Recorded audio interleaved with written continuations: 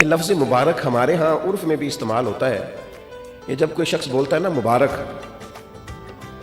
تو اس سے خوشخبریاں ذہن میں آتی ہیں، اس سے کامیابیاں ذہن میں آتی ہیں.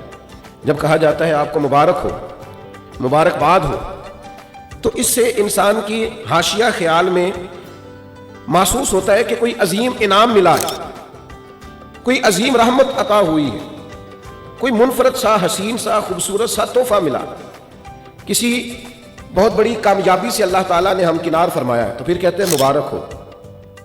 تو نبی پاک نے رمضان المبارک کو فرمایا شہر المبارک، یہ مبارک مہینہ ہے، برکت والا مہینہ، یعنی اس کا ہر لمحہ ہی مبارک ہے.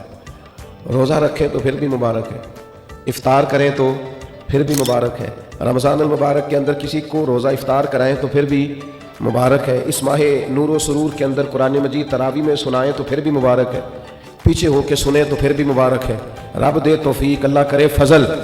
تو رمضان المبارک کے اندر اگر ملے توفیق بندہ بیت اللہ کی زیارت کرے تو بڑی مبارک ہے. اور اگر اللہ توفیق دے اور انسان یہ ماہ مبارک مدینہ منورہ میں گزارے تو پھر بڑی مبارک ہے. تو ہر لمحہ مبارک ہے، ہر گھڑی مبارک ہے. رمضان سارا ہی مبارک ہے. پہلا عشرہ بھی مبارک ہے، درمیان والا بھی مبارک ہے، آخری بھی مبارک ہے، تاک راتیں بھی مبارک ہیں، لیلۃ القدر بھی مبارک ہے. تو حضور نے فرمایا شہر المبارک، یہ کیا ہے؟ مبارک مہینہ ہے. کون سا مہینہ ہے؟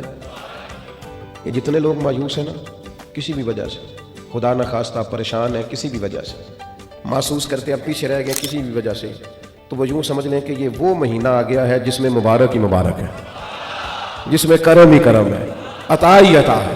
اب پریشان نہیں ہونا. شہر المبارک، یہ مبارک مہینہ آ گیا، برکت والا مہینہ آ گیا. اب کوئی پریشانی نہیں، کوئی پچھتاوا نہیں، کوئی پیچھے نہیں ہٹنا، کوئی کمزور نہیں پڑنا.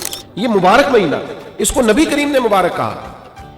تو اس کے لمحے لمحے میں آپ نے تصور باندھنا ہے کہ یہ مبارک دن ہے. اس میں رزق آئے گا تو وہ بھی مبارک ہی آئے گا. کوئی شخص ملے گا تو انشاءاللہ خیر ہی ہوگی. کوئی عمل کریں گے تو انشاءاللہ برکت ہی ہوگی.